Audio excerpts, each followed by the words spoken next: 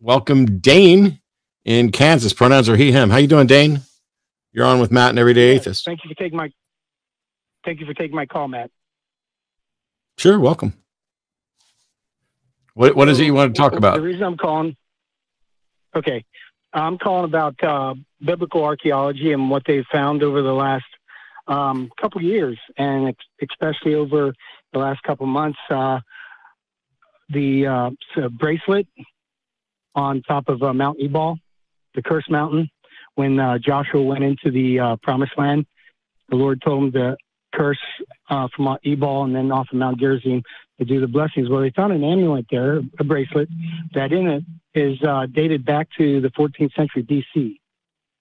So my question is, don't you think that lends credence to the Bible being true? No.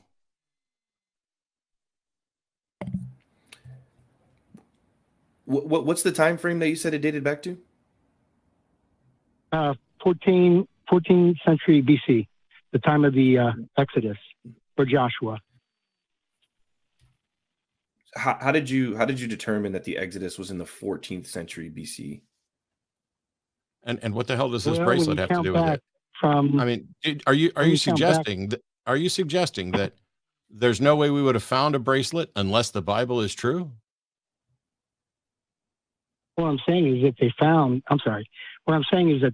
the bracelet from doing wet sifting, which is a form of archaeology, and they found scarabs, and they found this bracelet, and in it they can't open it, but they use technology that they can read, and they have Hebraic, Proto-Canaanite language in there, which is the form that they used when they wrote the first 5 books of the Bible, and was the progenitor of the Hebrew. So I'm saying that is pretty good proof of what the Bible says. Not only that, but when you look at Jericho, the time frame that they found. I asked a question. Are you suggesting that in the 14th century BC, there wouldn't have been bracelets unless what the Bible says is true? Oh, I'm sure there would have been. Okay, so what is it about this? Okay, if you're going to make a claim that finding some piece of jewelry somehow lends credence to the Bible, you're going to have to actually make an argument and link those two, because by your own admission, a bracelet in and of itself doesn't add any credence to the Bible. So what is it about this bracelet that makes the Bible story more credible? Oh, yes, sir. Okay. Well, it was found on top of Mount Ebal, which is, according to Joshua, a temple was built up there. And this bracelet was found in the temple. It was an altar, not a temple, an altar. And in the altar, they found this bracelet. So stop, Dane. I'm asking you to show us how this bracelet lends credence to Bible stories, because first of all, let's be clear, no one is saying that events in the Bible didn't happen. We're just saying that the extraordinary events, the supernatural events, don't have supporting evidence for them. We're not saying that there weren't ancient Israelites or anything else, although there's good reason, if you read like Israel Finkelstein and others, to think that there's no good evidence to show that the Israelites were ever enslaved in Egypt. But even if you found a bracelet from that time period that seemed to suggest that maybe the Israelites were in Egypt in the 14th century BC, that doesn't prove that the Bible story is true. It doesn't prove that God plagued them 10 times. It doesn't prove anything about parting the sea and walking across on dry land. You can't get from "we found a really old bracelet" to "therefore the Bible is believable." Well, if I found something, just suppose I was Christopher Columbus. I came to America. I came here and I found, maybe a bracelet from Proto-Canaanite time during the time of the Exodus. Wouldn't that be kind of surprising to me? I think that would lend something to be looked into.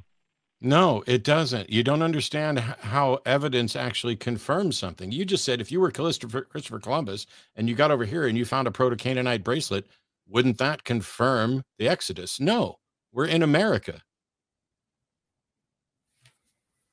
Exactly. It'd be extraordinary if you found something like that. So finding No, on it top of a wouldn't. mountaintop Oh my in a God. temple, All you did was list a bracelet from a time period. How does it prove the Bible? Okay. This all right, I'm going to put 1 minute on the clock. I'm going to not interrupt you. I'm going to let you go at it for 1 minute to show how this bracelet actually confirms the biblical stories in a way that points to, you know, there being an actual God and not just, hey, there used to be ancient Israelites. Go ahead. Let's start the clock. All right. Thank you, Matthew, for letting me do that. So to me, that bracelet was during the time period that corresponds to Joshua. If you read in the book of Joshua, when they went into promised land, they hit Jericho and then they hit Ai.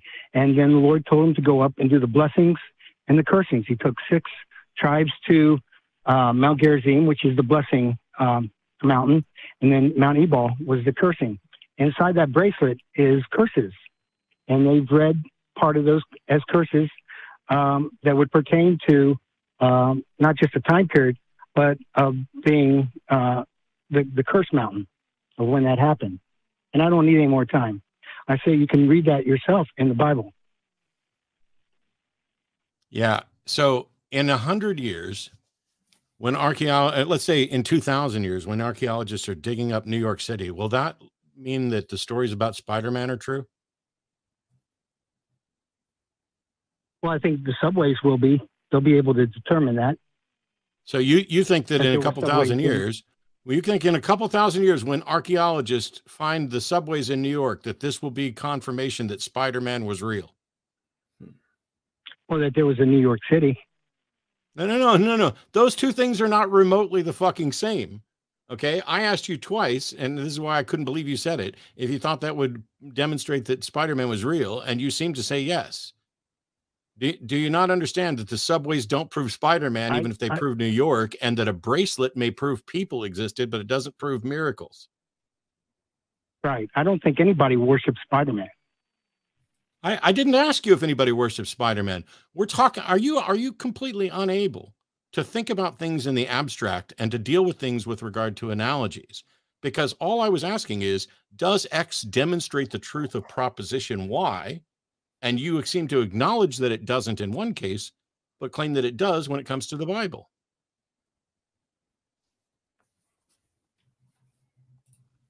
How does what Matt, people worship? How does what people worshipped make any difference to whether or not an item found proves a story? What difference does it make whether or not the story has anything to do with worship?